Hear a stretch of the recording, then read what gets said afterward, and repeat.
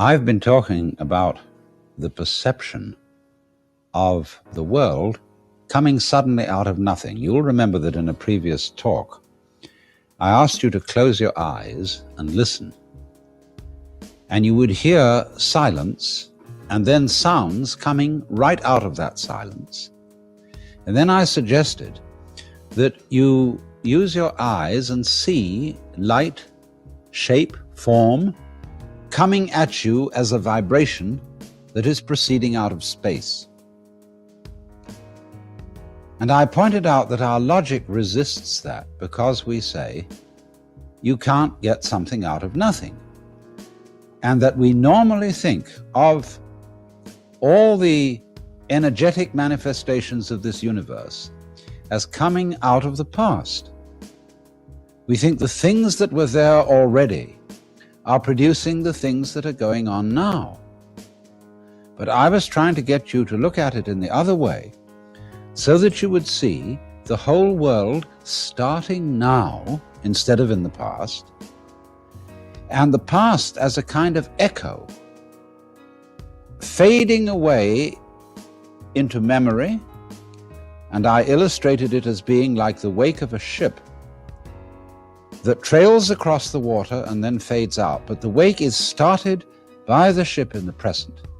And so in the same way, I'm moving on to the uncommonsensical idea of the world as a production of energy that is beginning right now and is coming out of the nothing that we variously call space and silence.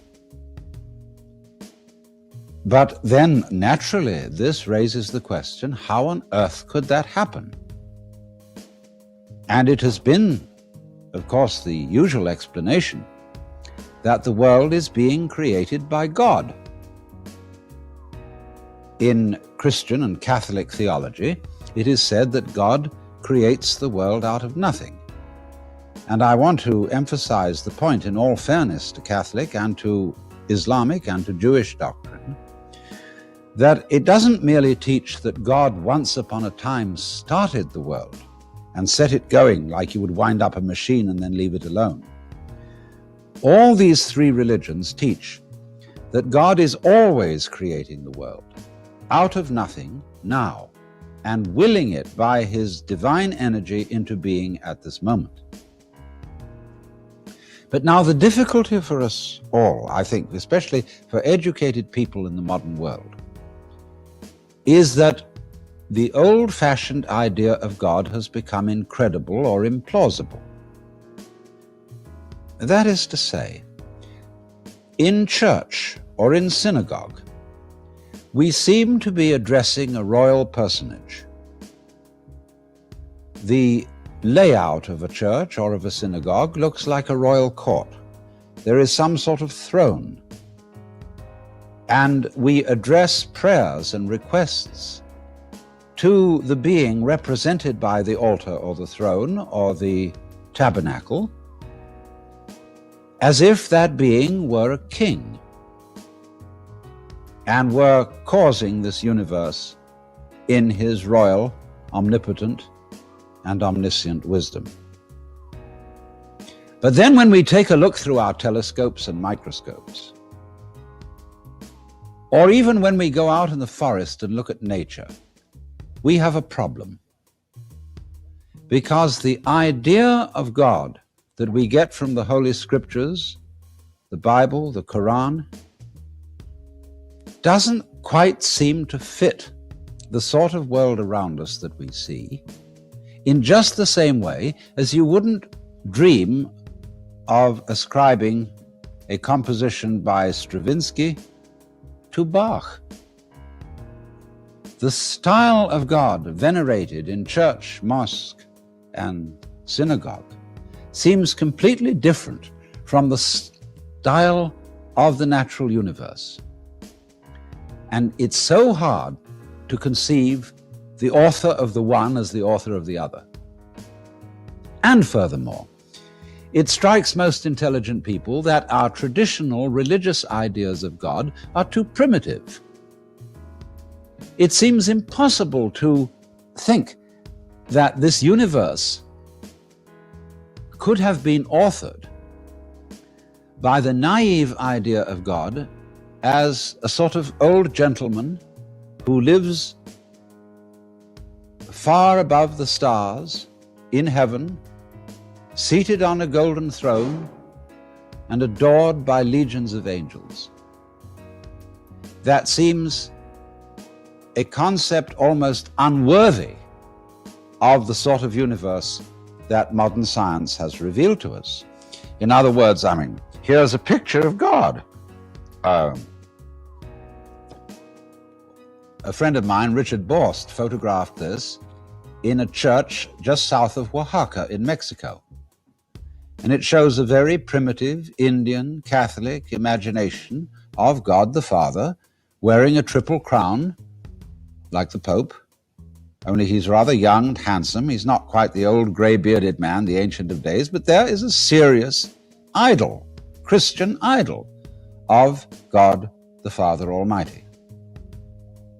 That has become implausible. But also for many people, it has become implausible that the root of the universe, which the theologian Paul Tillich calls the ground of being, that the root of the universe can be in some way a person to whom we can relate in just the same way that we relate to other people, and furthermore, a person who cares about us. In the words of Jesus, 5 sparrows are sold for a farthing, but yet not one of them falls to the ground without the Father knowing it. So realize that you are of more value than many sparrows. In other words, God cares a great deal more about you. But it just baffles our imagination that there could be this sort of person who cares about each one of us, who is totally aware of every single thing that we are and that we do, and by virtue of being aware of us, creates us. Of course, one thing that is difficult about the idea is that it's embarrassing. We do not feel comfortable if we are watched all the time by an infinitely intelligent judge. You know how it is in school when you're a child and you're working at some exercise and the teacher walks behind your desk and looks what you're doing. Now, even if you like the teacher very much, you feel put off by being watched, and it makes you self-conscious and awkward. And so in the same way, many people opt for atheism because they don't want that uncomfortable feeling that they're being watched all the time. It's awkward. And if I were God, I wouldn't do it. I wouldn't want to embarrass my creatures in that way. And so I would leave them alone for a lot of the time. In fact, I've often thought about this whole thing. The kind of God that people worship is, of course, an attempt to imagine an absolutely perfect human being. But it's a very poor attempt. For example, Jesus taught that if somebody sins against you, you forgive him. And his disciples asked, well, how many times do you forgive him? And he said 99 times, which is our way of saying umpteen times. Always forgive somebody who sins against you. But notice that that is required of a saint. A saint is always forgiving, but it's not required of God. God will not forgive you unless you apologize. And you have to grovel on the ground if you've committed what the Catholic Church calls a mortal sin. You've got to come to God in a state of great penitence, and if you don't do that, you are liable to be confined in the dungeons of the court of heaven, commonly known as hell, for always and always and always. Now, I don't think that's a very nice kind of fellow. I mean, you wouldn't invite that sort of God to dinner, because he would embarrass everybody. Everybody would be sitting on the edge of their chair, like this, and God would be looking at you in such a way that you felt you were being seen through and through, that all your awful past, all your falseness and lack of authenticity would be completely perceptible to him. And though he understood it, and though he forgave it, he would nevertheless make you feel absolutely terrible. Well, you just wouldn't want that sort of company at dinner. You may think it's frivolous of me to say this, but don't forget that the pictorial image of God that people have in the backs of their minds, even if you're a very sophisticated philosopher or theologian, that primitive pictorial image has a very strong influence on your feelings about religion, about the universe, and about yourself. So it's just for that reason that the traditional idea of God has become implausible to many people, and that modern Protestant theologians and even some Catholics have been talking recently about the death of God and about the possibility of whether we could have a religionless religion. That is to say, a religion which does not involve belief in God. What, in other words, would become of the gospel of Jesus Christ, if it were shown that Jesus' own belief in God were unnecessary and invalid? What would remain of his teaching, of his ideas about caring for other human beings, about social responsibility, and so on and so forth, if the idea of God simply evaporated? Now, I think that's a pretty wishy-washy kind of religion.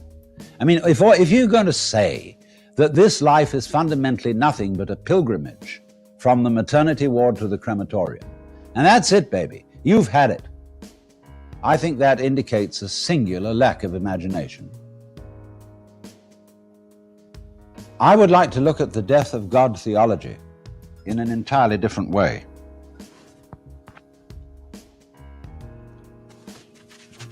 I would like to say that what is dead is not God, but an idea of God.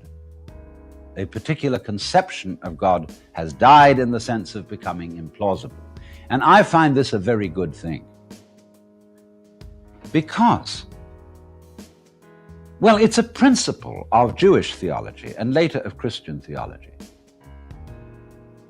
that it is always a mistake, even a sin, if you want to call it that.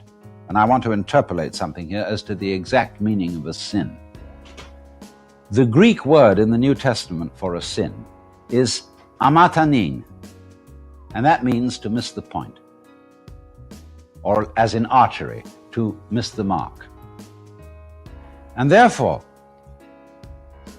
from the Mosaic Ten Commandments comes the idea that it is a sin, that is to say, a missing of the point, to substitute an idol for God.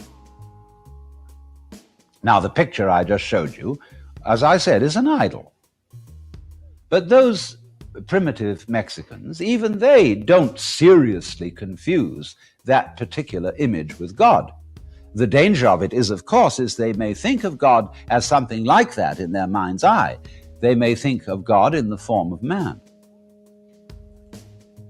But the images that have been made of God or of the gods out of wood and stone and in painting have never really been taken seriously as actually what God is like, and nobody has confused the actual image, say, of a Buddha, such as you saw at the beginning of this program. Buddha is of course never identified with a god, because Buddha is a human being. But these images are never seriously confused with what they represent, any more than a Catholic confuses a crucifix with Jesus Christ. So the images that are pictures, statues, and so forth, are not really very dangerous. The dangerous images of God are those that we make not out of wood and stone, but out of ideas and concepts. You see, an idea is abstract. So St. Thomas Aquinas, for example, defined God as necessary being. He who is necessarily. Now that is a philosophical concept. God is being. But that concept is an idol. because it confuses God with an idea, and because an idea is abstract, it seems something very much more spiritual than an image made of wood or stone. And that's just precisely where it becomes deceptive. Likewise, many people think that the Bible is the authentic Word of God, and therefore they worship the Bible and make it into an idol, disregarding the ironical remark of Jesus to his contemporary Jews, "You search the Scriptures daily, for in them you think you have life." And as St. Paul said later, the letter kills, but the Spirit gives life. And so whatever you put as an image or an idea in the place of God necessarily falsifies God. Now, a lot of people say, I don't think I could face life unless I could believe in a just and loving God. It strikes me that that kind of belief in God is actually a lack of faith. You see, the word belief in Anglo-Saxon comes from this Anglo-Saxon root leaf. I would as lief, and lief means to wish. So belief really means a strong wish. When you get up and say the creed, I believe in God the Father Almighty, maker of heaven and earth and of all things visible and invisible, you are really saying, I fervently wish that there exists a God the Father Almighty, creator of heaven and earth, etc. Because if you really have faith, you don't need belief. Because faith is an entirely different attitude from belief. Faith is a state of openness or trust. To have faith is, for example, like when you swim, you trust yourself to the water. You don't grab hold of the water when you swim. And if you go stiff and tight in the water and try to catch hold of it, you'll sink. You have to relax. So in the same way, when a cat falls off a tree, the cat doesn't go stiff all over in a state of tension, that is to say, a state of holding on. The cat relaxes. It falls heavily, thumps the ground with its tail, and isn't hurt because it relaxed. So the attitude of faith is the very opposite of clinging, of holding on. So that you could say that a person who is a fanatic in religion, who simply has to believe in certain propositions about the nature of God and the nature of the universe, is a person who has no faith at all, because he's holding on tight. And so when we sing hymns like Rock of Ages, cleft for me, let me hide myself in thee, these aren't hymns of faith. Or even Luther made such a thing about faith. But he wrote a hymn in German, Ein fester Burg ist unser Gott, a mighty fortress is our God. That's not a hymn of faith. A person of faith doesn't need a fortress. He's not on the defensive, and so in the same way, when churches are designed like the royal courts of kings, you know, in the royal court, the king sits with his back to the wall, which is the position, or used to be the position, of the altar. And around him, he would have his courtiers and guards. And their place, of course, in the church design called a basilica, which means the court of a basileus, a king. The bishop sits at the back in his throne, and all his attendant clergy stand around him like his guards in a royal court. Well, why is this? A king stands with his back to the wall because he rules by force. And when his subjects and his courtiers approach him, they prostrate themselves, they kneel down. Why? Because that's a difficult position from which to start a fight. And so, are we projecting the image of a frightened king upon the ground of being the Godhead? We are, you see. Or in a Protestant church, the furniture all looks like a courthouse. The minister wears a black gown, and it's the same black gown as is worn by a judge. And there are pews and pulpits and all the familiar wooden boxes of court furniture. And the minister, like the judge, throws the book at you. He preaches the law laid down in that other idol of God, the Bible. But does God need all that? I mean, is God somebody who takes this aggressive attitude, either of the king in the court where all the subjects must prostrate, or of the judge who bangs the gavel and says, "Baw, baw, baw, baw, baw"? Well, this is ridiculous. And a God so conceived is an idol and manifests the absence of faith of all those who worship him, because they have no attitude of trust. They cling on to these rules, to these conceptions, and have no fundamental give to life. Now, in a certain way, you might say that a good scientist has more faith than a religious person. Because a good scientist says, I want to find out what is the case. My mind is open to the truth, whatever that truth may turn out to be. I have no preconceptions. I may have some hypotheses. I may have some notions in my mind as to what the truth might be, but I'm going to test it. And the test is, I will open all my senses to reality and find out what that reality is. But then again, the scientist runs into a problem, because he knows that whatever comes to him as reality depends on the structure of his instruments and the structure of his senses, and behind the structure of his senses, the structure of his brain. And that's himself.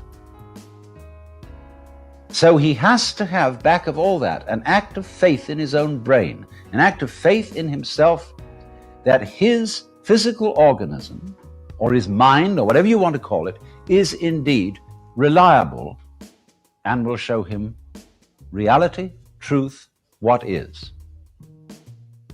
So unless there is a basic and primordial act of faith in yourself, and you can't ultimately check on yourself, you have to believe your senses. You have to believe your reason, your logic, your intelligence. So you have to have faith in that, even though you can't check it. I mean, it's not like your mind's a radio and you can go in and screw in a connection here and fix up another connection there, and so be quite sure. You always have to trust. And behind all that, you see, behind the brain, just as I've shown you before, behind your eyes, there's the blank space, the unknown, the unseen. And therefore one could say that the highest image of God, which is the unseen behind the eyes, the intangible and invisible, which is space, out of which come all the stars, we can say, yes, that is God. But we have no image of that. We do not know what that is. But we have to trust it. There's no alternative. There's no way out. You can't help trusting it. You've got to. But you see, that trust in a God whom one cannot conceive in any way is a far higher form of faith than fervent clinging to a God of whom you have a definite conception. And that conception can easily be wrong, and even if it's right, clinging to it would be the wrong attitude, because when you love someone very much, you shouldn't cling to them. I don't want to hug my wife so tightly that I strangle her, and mothers shouldn't love their children so much that they strangle them by smother love. It comes out in the story in the New Testament when Mary Magdalene, who loved Jesus very much, she's said to have seen him after his resurrection. And she immediately ran to cling to him. And he said, "Do not cling to me." It's translated in the King James Bible, "Do not touch me." But the Greek word, haptin, means to cling to. Don't cling to me. Don't cling to anything of the Spirit. It's just like don't cling to water, because the more you grab it, the faster it'll slip through your fingers. Don't cling to your breath. If I breathe in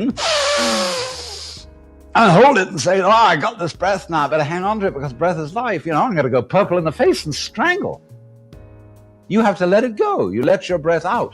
That's the act of faith, to breathe out. It'll come back. Actually, the Buddhist word nirvana means breathe out, because letting go is the fundamental attitude of faith. Now, it isn't as if Christians hadn't been aware of this. One of the most fundamental source books of Christian spirituality was written, somewhere in the 5th century, maybe the 6th century, by a Syrian monk who gave himself the name Dionysius. I've recently translated this book. It's called Theologia Mystica, Mystical Theology. And you can get it from your paperback bookstore. This book is a very strange document because it explains that the highest knowledge of God is through what he calls in Greek agnosia, which means unknowing. He says that one knows God most profoundly and most truly in not knowing God. That means just in the same way as your sight comes out of an unseen, so when you know that you don't know, you really know.